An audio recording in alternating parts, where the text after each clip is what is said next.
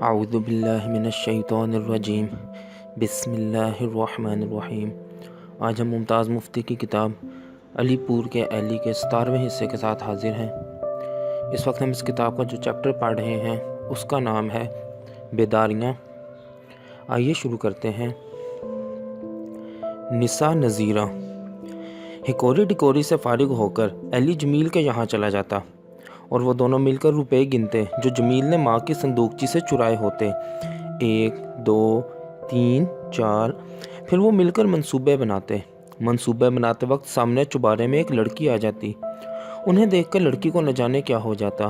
وہ اٹھ بیٹھتی، 4 قدم چلتی، پھر لوٹ آتی، پھر کھڑکی میں کھڑی ہو کر انگڑائیاں لیتی، پھر سرہانہ اٹھا کر اسے سینے سے لگاتی، گود میں بٹھاتی، پھر وہ ناچنا شروع کر دیتی۔ ناچ ختم ہونے پر وہ پھر سے انگڑائیاں لینا شروع کر دیتی۔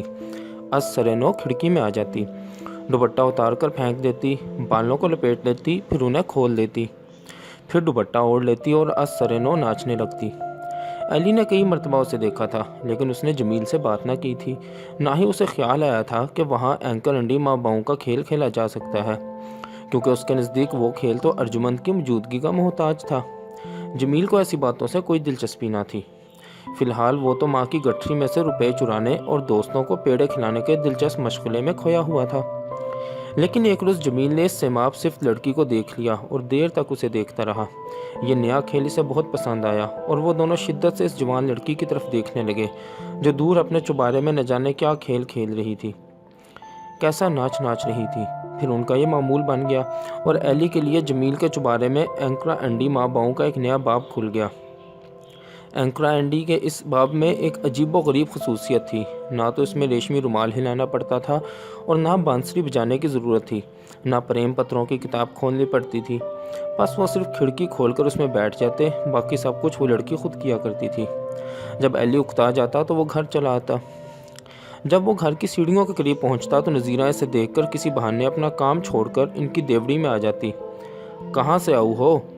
وہ اس کے قریب آ کر مسکراتے ہوئے پوچھتی اور اس قدر قریب آ جاتی کہ اس کے جسم کی بو ایلی کی ناک پر یورش کر دیتی اور نذیرہ کا سانس اس کے منہ سے ٹکراتا ہوا محسوس ہوتا اور نذیرہ ٹکٹکی باندھ کر اس کی طرف دیکھتی اور اس کی باہیں ایلی کی طرف بڑھتی اور گھبرا کر ایلی پیچھے ہٹ جاتا۔ کہاں سے آئے ہو؟ وہ اس کی طرف بڑھنے لگتی۔ یہی ذرا باہر گیا تھا۔ وہ کنی کترا کر سیڑھیوں کی طرف بڑھتا اور پھر بھاگ کر اوپر چڑھ جاتا۔ اسے یوں اوپر چڑھتے ہوئے دیکھ کر دادی اماں پوچھتی، کیا ہے تمہیں ایلی؟ یوں بھاگ کر کیوں چڑھتے ہو سیڑھیاں جیسے کوئی پیچھا کر رہا ہو؟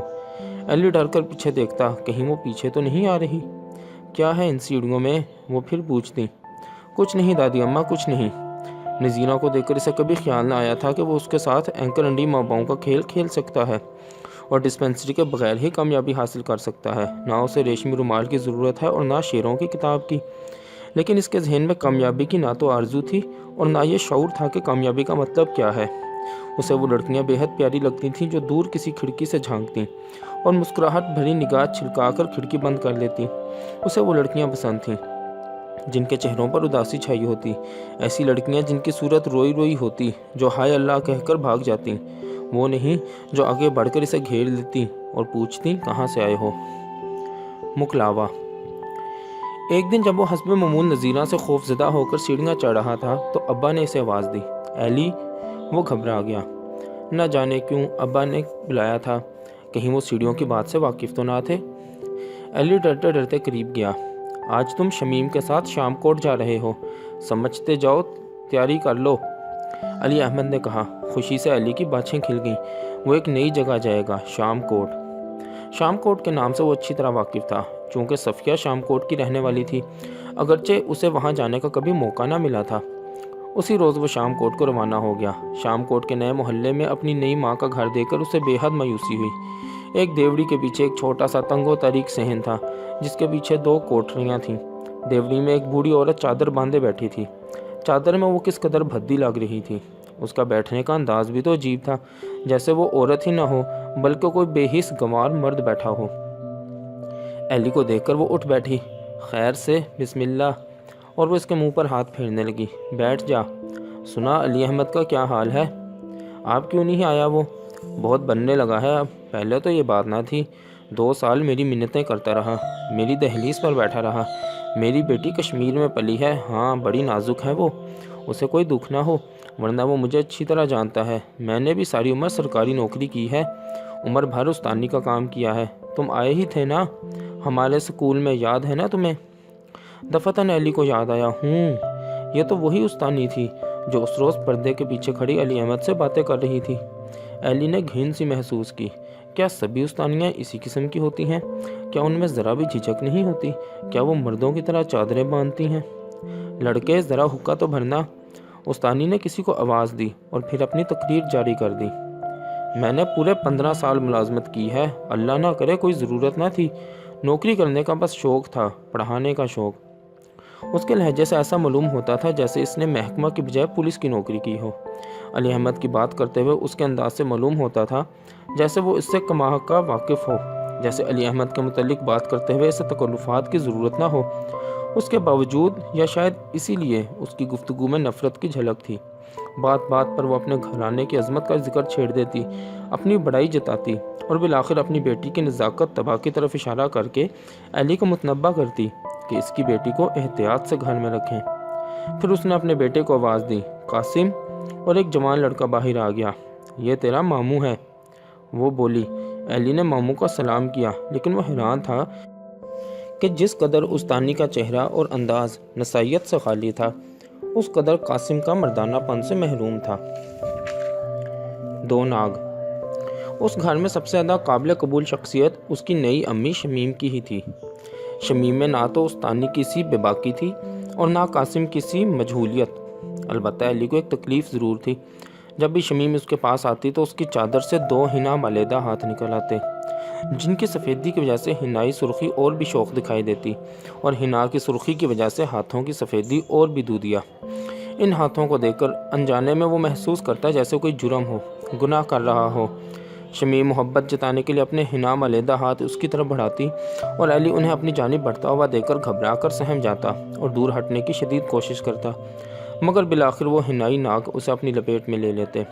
حنا کی بو سے اس کے ذہن میں ایک طوفان سا اٹھتا، گرد و پیش دھندلا جاتے اور پھر شرم سے اس کا سر جھک جاتا، وہ اپنی نگاہ میں ننگا ہو جاتا، ننگا اور شرمسار۔ اس طرح اس کی زندگی میں ہاتھوں کی اہمیت بڑھتی گئی، ماں کی اہمیت بڑھتی گئی، اور اس کے ذہن میں حنائی رنگ کا جنسی زندگی سے تعلق استوار ہوتا گیا۔ ان کے گھر میں جو عورت آتی تھی اسے براہ راست یا باپ سے تعلق ہوتا تھا، اگر وہ ان کے بند کمرے میں جا پہنچتی تو بھی، اور اگر وہ اس کی زد سے بچنے کی کوشش کرتی تو بھی۔ باہر صورت ہر عورت جو اس مکان میں آتی تھی اسے علی احمد سے تعلق ہوتا، اثباتی یا منفی تعلق۔ لیکن اس زمانے میں اسے اثبات نفی کا شعور نہ تھا۔ اس کے دل میں یہ جذبہ پیدا ہو جاتا کہ بند کمرے کے طلسم کو توڑ کر ٹین کے سپاہی کے چنگل میں پھنسی ہوئی عورت کو نجات دلائے، لیکن اس خیال کے ساتھ ہی خواہ مخواہ چند ایک خیالی تصاویر اس کے ذہن میں اتر آتی اور وہ لاحول پڑھنے سے مخلصی نہ ہوتی۔ پھر وہ اس خیال کو بھولنے کی کوشش میں لگ جاتا، لیکن ٹین کے سپاہی سے مخلصی پانے والی حسین ماں جسے چھوڑ کر وہ بھاگ رہا ہوتا، اپنی گود سے حنائی ہاتھ نکال کر اشارے کرتی، ایلی، ایلی ٹھہرو، مجھے ساتھ لے جاؤ ایلی، اور حنائی ہاتھ اس کی طرف بڑھتے چلے آتے۔ شمیم کے حنائی ہاتھوں سے ڈر کر وہ قاسم کے پاس جا بیٹھتا، گرچہ اسے قاسم قطعی طور پر پسند نہ تھا، پھر بھی اسے وہاں سکون و اطمینان تو میسر ہو جاتا تھا۔ نہ جانے قاسم میں کیا تھا، اس کے جسم پر بال نہ تھے، اور یہ بات ایلی کو ناگوار تھی۔ اس کا صاف سنہرا جسم دیکھنے سے وہ کتراتا تھا، لیکن قاسم قمیض پہنے بغیر بیٹھا رہتا۔ اب وہ قاسم کو قمیض پہننے پر کیسے مجبور کر سکتا تھا؟ پھر اس کی ماں استانی بھی تو بدن کو ڈھانپنے کے متعلق محتاط نہ تھی۔ اس کی قمیض کے بٹن اکثر کھلے رہتے تھے، جس میں لٹا ہوا پامال جسم بند کمرے اور ٹین کے سپاہی کی غمازی کرتا تھا۔ بڑھیا کے جسم کی طرف دیکھ کر اسے کراہت محسوس ہوتی، اس کے حنا ملیدہ ہاتھوں کو دیکھ کر اسے غصہ آتا۔ اسے حنا سے ہاتھ رنگنے کا کیا حق تھا؟ اسے ان بوتلوں کو لٹکانے کا کیا حق تھا؟ شدید نفرت سے گھبرا کر وہ اندر کمرے میں جا گھستا جہاں وہ لڑکی شاد چپ چاپ بیٹھی کام میں مشغول ہوتی۔ شاد، عجب نام تھا اس کا، لیکن اس کا رنگ زرد کیوں رہتا تھا؟ حالانکہ چلنے پھرنے اور کام کرنے میں وہ بے انتہا تیز تھی۔ کس پھرتی سے کام کرتی تھی وہ! سارے گھر میں صرف شاد ہی ایسی لڑکی تھی جسے دیکھ کر اسے گھبراہٹ نہ ہوتی تھی۔ اس کی کئی ایک وجوہات تھیں، ایک تو وہ پتلے دبلے جسم کی لڑکی تھی، دوسرے اس کا رنگ سفید نہ تھا، اور تیسرے اس کے ہاتھ حنا ملیدہ نہ تھے۔ حنا مالیدہ ہاتھ اس کے لیے صرف اس صورت میں پریشان کن ہوا کرتے تھے جب ان کا رنگ گورا ہو اور دیکھنے میں وہ گدگدے محسوس ہوں۔ چند دن شام کوٹ رہنے کے بعد وہ مکلاوا لے کر واپس علی پور پہنچ گیا اور چند ہی دنوں کے بعد علی احمد اپنے ہنائی ناگ لے کر واپس نوکری پر چلے گئے اور علی پور میں اکیلا رہ گیا۔ اس بات پر اسے بے حد مسرت ہوئی۔ اس نے محسوس کیا کہ وہ آزاد ہے۔ اسے علی احمد کے بند کمرے، ٹین کے سپاہی اور ہنائی ناگوں سے نجات مل گئی ہے اور وہ مجرم نہیں ہے۔ اس نے کوئی گناہ نہیں کیا، لیکن اس کے باوجود محلے میں کوئی نہ کوئی واقعہ ضرور ہو جاتا جس سے اس کے دل میں ان ہاتھوں کی یاد تازہ ہو جاتی۔ اس کے دل میں پھر لذت اور گناہ کا احساس ابھرتا۔ چوزے اور گدھ۔ ہنائی ہاتھوں کو سحر سے بچنے کے لیے وہ گھر سے باہر نکلتا اور گھومتا پھرتا۔ ارجمند، جمیل یا سیدہ کے گھر پہنچ جاتا۔ سیدہ علی کی خالہ زاد بہن تھی۔ حسن دین کی بیوی ہونے کے باوجود وہ حسن دین سے کس قدر مختلف تھی۔ حسن دین محکمہ ڈاک میں ملازم تھے اور اکثر علی پور سے باہر رہا کرتے تھے، لیکن اگر علی پور میں ہوتے تو بھی ایسے محسوس ہوتا جیسے وہ باہر ہوں۔ ان کی موجودگی اور غیر موجودگی میں چنداں فرق نہ تھا۔ اول تو وہ بات کرنے کے قائل ہی نہ تھے، اور کرنے کی کوشش بھی کرتے تو وہ مکمل نہ ہو سکتی بلکہ ادھوری رہ جاتی۔ گھر میں داخل ہوتے ہی وہ ایک نظر سیدہ کی طرف ڈالتے اور پھر مسکرا دیتے۔ یہی ان کی سب سے بڑی بات ہوتی جسے صرف سیدہ سمجھتی تھی۔ اس مسکراہٹ میں ان کا احساس کمتری، ادھوری کوشش اور سیدہ سے قلبی تعلق سبھی کچھ واضح ہو جاتا۔ پھر وہ اپنی حاضری کے باوجود گویا مکان سے ناپید ہو جاتے اور سیدہ اس مسکراہٹ سے اخذ شدہ احساس برتری میں پھولے نہ سماتی۔ سیدہ کے مکان میں ہر وقت بھیڑ لگی رہتی تھی۔ اسے بھیڑ رکھنے سے بے حد دلچسپی تھی۔ وہ اپنی کھڑکی سے آتے جاتے کو آواز دیتی، رفیق کہاں جا رہا ہے تو؟ فرحت تو آج آئی نہیں ادھر؟ زبیدہ لو تم کہاں جا رہی ہو؟ بازی نہیں لگے گی کیا؟ آؤ نا علی، آج تو پارٹی کا بندوبست ہونا چاہیے۔ سیدہ، زبیدہ اور آصفہ تینوں سگی بہنیں تھیں۔ زبیدہ رحم علی سے بیاہی جا چکی تھی اور آصفہ مولانا عبداللہ سے۔ ویسے تو تینوں بہنیں مزاج کی رنگین واقعہ ہوئی تھیں، مگر سیدہ میں بہت زیادہ مجلسی عنصر تھا۔ اس کا گھر بھی محلے کے مرکزی مقام پر تھا۔ وہ ادھر ادھر سے لوگوں کو بلا کر اپنے گھر میں اکٹھا کر لیا کرتی اور پھر وہاں تاش کی بازی شروع ہو جاتی۔ چور سپاہی یا بھابھی دیور کا کھیل چلتا۔ چور سے باقاعدہ ایک کنی بطور جرمانہ وصول کیا جاتا اور پھر یہ کنیاں اکٹھی کر کے کچھ منگایا جاتا، پکایا جاتا اور بالآخر سب لوگ مل کر کھاتے پیتے۔ اس شغل کے دوران سیدہ کا گھر کہکہوں سے گونجتا، ایک دوسرے سے مذاق کیے جاتے، فکرے کسے جاتے۔ ویسے سیدہ کے گھر میں تو روز ہی ہنگامہ رہتا تھا، لیکن کبھی کبھار وہ خصوصی طور پر مولود شریف کا اہتمام کیا کرتی تھی۔ فرش پر سفید چادریں بچھائی جاتی، گلاب چھڑکا جاتا، کھانے کو الائچیاں اور پان مہیا کیے جاتے۔ شام کو عورتیں اکٹھی ہو کر نعتیں پڑھتیں اور مرد دور کسی جگہ بیٹھ کر سنتے یا قریب ہی کسی مقام پر چھپ کر دیکھتے۔ گانے کے علاوہ سیدہ کو ناچنے کا بھی بے حد شوق تھا۔ اکثر وہ چند قریبی بہنوں اور بھائیوں کو بلا کر گانے کی محفل جما لیتی اور پھر سر پر تلے دار ٹوپی پہن کر ڈھولک کے ساتھ ناچتی اور اپنے ہنائی ہاتھوں کو عجیب انداز سے لہراتی اور علی محسوس کرتا جیسے وہ کوئی جادوگرنی ہو اور ہنائی ہاتھ کوئی جیتا جاگتا طلسم ہو۔ اس وقت اس کی نگاہ میں گرد و پیش دھندلانے لگتے اور وہ چپکے سے وہاں سے اٹھ کر اپنے گھر دادی اماں کے پاس پناہ لینے کے لیے آ جاتا۔ دادی اماں اسے تھپک کر سلاتی، کچھ بھی تو نہیں علی، کچھ بھی نہیں، سو جا اب۔ لیکن دادی اماں کی تسلیوں کے باوجود یا شاید ان تسلیوں کی وجہ سے وہ محسوس کرتا کہ کچھ ہے، نہ جانے کہاں کچھ نہ کچھ ہے، ضرور ہے جو اسے پریشان کر رہا ہے، اس کے دل کے نچلے پردوں میں لہریں لے رہا ہے، طوفان بپا کر رہا ہے۔ لیکن دادی اسے تھپکے جاتی، سو جا، کچھ بھی تو نہیں، سو جا۔ اور بالآخر وہ سو جاتا اور پھر نہ جانے کیا ہوتا۔ اس کے سامنے ہنائی ناگ لپکتے اور ایک بھاری بھرکم جسم ناچتا ناچتا اس کی طرف بڑھتا اور پھر دھڑام سے اس کی چھاتی پر آ گرتا اور اس کا دم رک جاتا اور وہ چیخ مار کر جاگ اٹھتا۔ دادی اماں اٹھ بیٹھتی، کیا ہے تجھے علی؟ ڈر گیا ہے کیا؟ نہ جانے سارا دن کہاں کہاں کھیلتا ہے، کس کس مقام پر بیٹھتا ہے تو؟ تجھے جو کہا ہے میں نے، کسی سخت مقام پر نہ جایا کر۔ رات کو تو ڈرنا ہی ہوا اس وجہ سے، اب سو جا۔ دادی اماں کو کیا معلوم تھا کہ وہ عمر کے کیسے سخت مقام پر آ پہنچا ہے۔ صبح سویرے علی پھر باہر نکل جاتا اور محلے کی زندگی کی گہما گہمی میں کھو جاتا۔ بوڑھی عورتیں اس کی طرف اپنے جھلی دار پنجے بڑھاتی، علی ہے جیتا رہ بیٹے، خدا عمر دراز کرے، تیری ماں کا کلیجہ ٹھنڈا رہے، میں کہتی ہوں۔ وہ رازدارانہ طور پر علی پر جھک جاتی، اللہ رکھے جائیداد کا وارث تو ہی ہے، تو ہی گھر کا مالک ہے، اور یہ جو آتی جاتی ہیں کالونیاں یہ سب چڑیلے ہیں، سب دفان ہو جائیں گی، انشاءاللہ تو ہی گھر کا مالک بنے گا۔ کھیلنے جا رہا ہے تو جا بچے جا، 2 گھڑی کھیلنا اچھا ہی ہوتا ہے۔ عورتوں سے بچ کر وہ محلے کے کسی بوڑھے کے ہتھے چڑھ جاتا۔ میاں علی کہاں ہے وہ تیرے ابا آج کل؟ نیا بیاہ کرنے کی تو نہیں سوچ رہا وہ؟ دماغ پھر گیا ہے اس کا، لیکن بھئی ایک خوبی ضرور ہے، اس نے محلے میں کبھی ایسی بات نہیں کی۔ خیر اپنے اعمال کا ہر کوئی خود ذمہ دار ہوتا ہے، لیکن یاد رکھ اپنے ابا کے نقش قدم پر نہ چلنا، سمجھے؟ بڑا اچھا لڑکا ہے، لیکن اب محلے کے لڑکوں کے ساتھ مل کر تو بھی بگڑتا جا رہا ہے۔ اچھا جا کھیل جا۔ ارجمند ایلی کو دیکھ کر ریشمی رومال لہراتا، ارے یار بس تم تو سوئے ہی رہتے ہو، ابھی کیپ اور کب سکول جا رہی تھی؟ کیا بتاؤں آج کیا ٹھاٹ تھے، غضب ہو گیا، سرخ قمیض جیسے خون سے رنگی ہو۔ دفتن پاؤں کی آہٹ سن کر وہ چونکتا، آہا، وہ بات کاٹ کر کہتا، ارے وہ دیکھو تو میاں پہلوان بھی آ گئے، وہ دیکھو کنویں کے پاس، وہ دیکھا سلام کا جواب دیا جا رہا ہے، کیا سمجھے یہ ماتھے سے مکھی نہیں اڑائی جا رہی؟ اس وقت مکھی کہاں؟ کیوں ایلی ہے نا، اور ذرا ہکورا ڈکورا تو دیکھو، جب تک اس کلاک پر ماؤس نہیں چڑھے گا یہ ٹن ٹن ہی کرتی رہے گی، اور پھر وہ ننھے چوزوں کی طرح سر جوڑ کر کیپ کپ کی باتیں کرنے میں دیر تک مصروف رہتے۔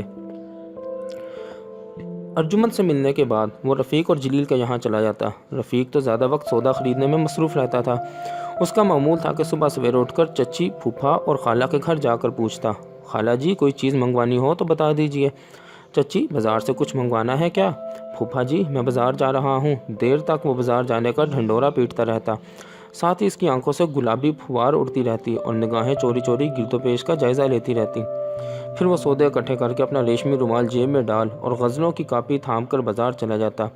جب سودا سلف سے فارغ ہوتا تو وہ جلیل کی طرف جا پہنچتا، اور پھر وہ تنگ گلی کی لڑکی اپنے گھر کی دہلیز اور گلی میں جھاڑو دیتی اور چلا چلا کر باتیں کرتی، اور رفیق کی آنکھوں میں بوندا باندی ہوتی، اور جلیل وحشت بھری نظروں سے اس کی طرف دیکھ دیکھ کر مسکراتا، اور لڑکی مسکرائے جاتی، اور ایلی محسوس کرتا جیسے وہ کوئی دلچسپ سازش کر رہے ہوں۔ پھر یوسف آ نکلتا۔ یوسف کے آنے پر نقشہ ہی بدل جاتا، کیونکہ یوسف لڑکیوں کے وجود سے بے نیاز تھا۔ وہ ان مسکاتے ہوئے، جھانکتے ہوئے، لجاتے ہوئے چٹے سفید چہروں کی طرف آنکھ اٹھا کر بھی نہ دیکھتا تھا۔ اس کے آتے ہی تمسخرانہ حرکات کا طوفان امڑ آتا۔ جلیل اور رفیق اسے بناتے اور وہ جان بوجھ کر بنتا، جیسے کسی کارٹون میں جان پڑ گئی ہو۔ ایلی محسوس کرتا جیسے یوسف کو بنانے سے جلیل کا مقصد صرف اس لڑکی کو محظوظ کرنا ہوتا تھا، جو نہ جانے کیوں گلی کے ایک سرے سے دوسرے سرے تک جھاڑو دینے پر تلی رہتی تھی۔ دوپہر کے وقت جلیل اور ایلی محلے میں لوٹ آتے۔ اس وقت محلے کی بوڑھی عورتیں چوگان میں بیٹھ کر کوئی نہ کوئی کام کیا کرتی تھیں، کوئی ازار بند بنتی، کوئی تاگے کے گولے بناتی۔ چوگان سے گزرتے ہوئے رفیق کی گردن جھک جاتی، اس کی آنکھوں کی بوندا باندی ختم ہو جاتی، اس کے ہونٹوں کا گیت ختم ہو جاتا، اور اس کے چہرے کے پاس جا بیٹھتا۔ صفدر کی گردن تو ہمیشہ اکڑی رہتی تھی، اس کی آنکھوں میں ہر وقت عجیب سی سرخی پھیلی رہتی، اس کے بازو عجیب انداز سے لٹکتے رہتے، اور ہونٹوں پر تبسم گیت کا سما طاری رہتا۔ وہ مستربانہ طور پر ادھر ادھر ٹہلتا، ادھر ادھر دیکھتا، اور پھر تھیٹر کے گیت کا کوئی بول انجانے میں اس کے منہ سے نکل جاتا، حافظ خدا تمہارا۔ اس وقت ایسا محسوس ہوتا جیسے وہ کسی سے رخصت ہو رہا ہو۔ اس پر ایلی کی نگاہوں تلے ایک پارسی حسینہ آ کھڑی ہوتی، اور اس کا دل دھک دھک کرنے لگتا۔